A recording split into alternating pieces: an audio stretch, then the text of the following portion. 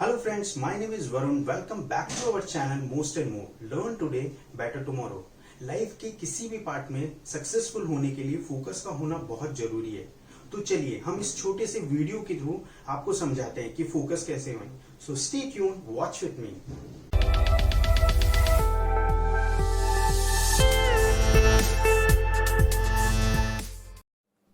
हमारे ब्रेन को फोकस में कैसे लाएं जानते हैं।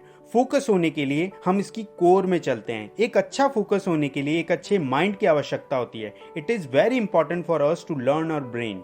जैसे पेड़ की जड़ सब कुछ होती है, वैसे ही मानव का दिमाग सब कुछ होता है। आफ्टर ऑल इसी से ही तो पूरी दुनिया को जीता जाता है। फोकस कांस्टेंट नहीं रहता है, एक वेव की तरह ऊपर नीचे होता रहता है। ब्रेन बड़ा ओपन रहता है, उसके सारे गेट ओपन रहते हैं, वो सब कुछ लेता रहता है। हमारा दिमाग बड़ा बदमाश भी होता है, क्योंकि उसको बोर होना पसंद नहीं है, उसको एंटरटेनमेंट पसंद है। जैसे Twitter, Facebook, Instagram, TikTok, social media, gossip. हमारा दिमाग लाखों इन्फॉर्मेशन कलेक्ट कर लेता है। सोशल मीडिया अटेंशन देता रहता है और हमारा दिमाग उसको लेता रहता है। इन सब के बाद मेमोरी स्टोर होने लगती है। बहुत सारी मेमोरी बनकर वो सोचना स्टार्ट कर देता है और सोचते सोचते वो ओवर थिंकिंग कर लेता है। क्या आपको पता है दोस्तों, दुनिया का सबसे बड़ा नशा क्या है? Over thinking. इन सब के बाद हमारा दिमाग कॉन्स्टिपेशन जैसा फील होता है, थक कर सो जाता है। अगले दिन सेम काम करता है और हमारे दिमाग की हैबिट बन जाती है। फाइनली दिमाग डिस्ट्रैक्ट होने लगता है। इन सब के बाद सक्सेस कहाँ गई दोस्तों, किसी को पता है? चलिए अब हम चलते हैं scientific distraction. First is sensory. हमारे शरीर में सर्दी, गर्मी या किसी भी प्रकार की इरिटेशन होना और हमारे फ़ोन की ringtone Bazna. Second is emotionally loaded sensory. जब आपकी बात कहीं पर हो रही हो और आपको अच्छा फील नहीं हो, जहाँ पर कंटिन्यूसली प्रेशर रहता हो, ऑफिस या और कहीं पर भी। जानवर घास खाकर चबाता रहता है, बट उतना ही जितनी उसकी रिक्वायरमेंट है, और अपना पाचन ठीक कर लेता है। और इंसान इतनी इन्फॉर्मेशन खा जाता है और उसको चबा चबा कर ओवर थिंकिंग का शिकार हो जाता है। फिर फाइनली दोस्तों डिस्ट्रैक्शन होता है। अब अल्बर्ट आइंस्टाइन क्या कहते हैं?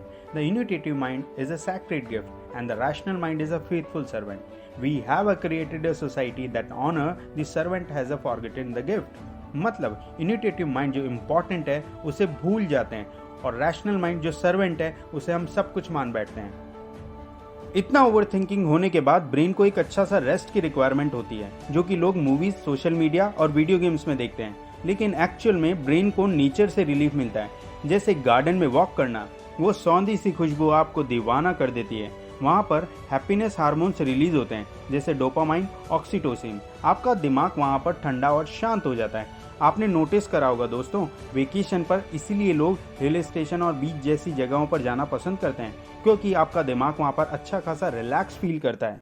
चलिए अब हम चलते हैं फोकस के एक अच्छे एग्जाम्पल पर और इस छोटी सी स्टोरी के थ्रू समझते हैं। हमारे legend Michael Phelps 28 medal Olympic में और 7 वर्ल्ड रिकॉर्ड उन्हीं के नाम पर हैं। माइकल 24 आवर्स में 75 वर्कआउट करते थे। सुबह 5 से 7 स्विमिंग, उसके बाद वेट ट्रेनिंग और 9 से 11 स्विमिंग, 3 से 5 फिर से स्विमिंग, और यही रूटीन फॉलो करते हैं। जो लोग रेगुलर एक्सरसाइज या ट्रेन करवाते हैं वे अच्छे से जानते हैं अपने आप को एक दिन में 9 घंटे पूरी ताकत के साथ प्रैक्टिस कराना क्या होता है। आधे दिन में पूरी जान निकल जाती है दोस्तों। इंसान के सोचने समझने की शक्ति भी नहीं रहती। जिसमें टाइलर, जो उनके कॉम्पिटिटर थे, वो कमेंट करते हैं माइकल उतनी मेहनत भी नहीं करते हैं जो एक लेजेंड को करनी चाहिए।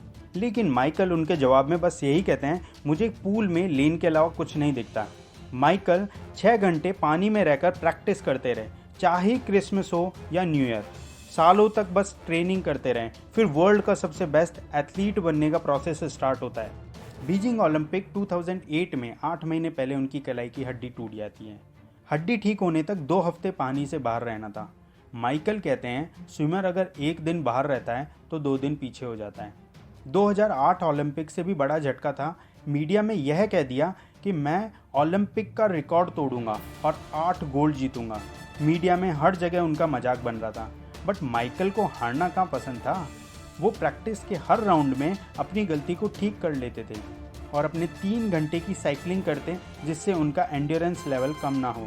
फिर दोस्तों बीजिंग ओलंपिक में 8 गोल्ड जीतकर माइकल भाई साहब ने 36 साल का रिकॉर्ड तोड़ दिया। 2012 में रिटायरमेंट ले लिया। कोच और माँ के समझाने पर फिर से पानी में उतर गए।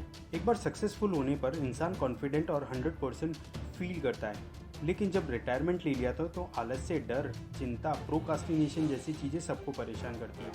पर हमारी तैयारी ऐसी होनी चाहिए कि 50% पर ही क्यों ना हो, फर्स्ट डे से हम उसी रूटीन को फॉलो कर पाएँ। कई बार आपके रूटीन या सिस्टम में गलती हो जाए, या कहीं समय बर्बाद हो जाए, या कहीं गिर जाए, तो फिर से जल्दी से उठ जाओ दोस्तों। माइकल की तरह सारी चीज़ें हटा नहीं सकते, लेकिन अपन मैनेज कर सकते हैं।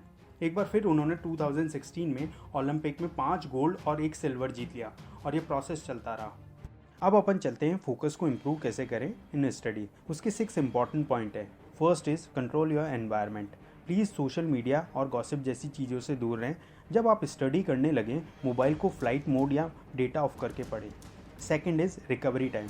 50 मिनट तक आप पूरा फोकस होकर पढ़ें और 10 मिनट का उसमें ब्रेक लें। उस ब्रेक में आप वॉक या मेडिटेशन कर सकते हैं। साइंटिफिकली प्रूवन है 50 मिनट से ज़्यादा आपका माइंड एक जगह फोकस नहीं रह सकता है। ऐसे 3 घंटे होने के बाद 30 मिनट का ब्रेक लें और 6 घंटे होने के बाद में 1 घंटे का ब्रेक लें। संडे को 6 घंटे का बड़ा ब्रेक लें और फिर मंडे को दोबारा से फिर से स्टार्ट कर लें। ब्रेक इसलिए इम्पॉर्टेंट होता है क्योंकि आपने देखा होगा जिम में भी 1 दिन की लीव मिलती है। रीज़न बीइंग रिलैक्स होना। ऐसे ही ब्रेन की रिक्वायरमेंट होती है। Third is practice, small practice. For example, gym में फर्स्ट डे 10 पुशअप्स करते हैं, second day 15, third day 20, so on so fourth. ऐसे ही स्टडी में हर चैप्टर का रिवीजन बहुत इंपॉर्टेंट होता है।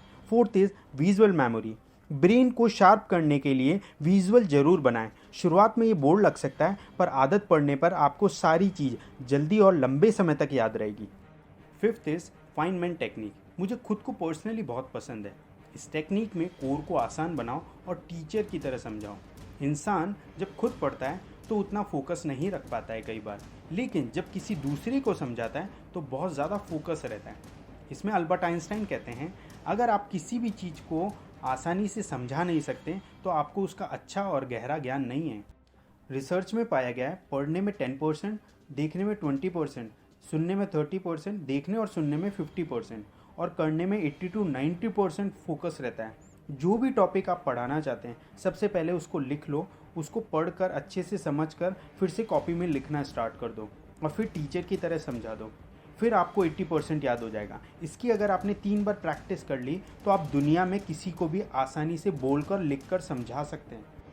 Last point is set deadline. आपको पर डे, पर वीक, पर मंथ की डेडलाइन सेट करनी होगी। ध्यान से समझना दोस्तों, जब क्रिकेट में किसी भी खिलाड़ी को 325 रन चाहिए होते हैं तो वो बहुत अलग तरीके से खेलता है, लेकिन जब उसे 200 रन चाहिए होते हैं तो वो अलग तरीके से खेलता है। तो प्लीज़ अपना टारगेट बड़ा बनाएं और उसकी डेडलाइन सेट करें।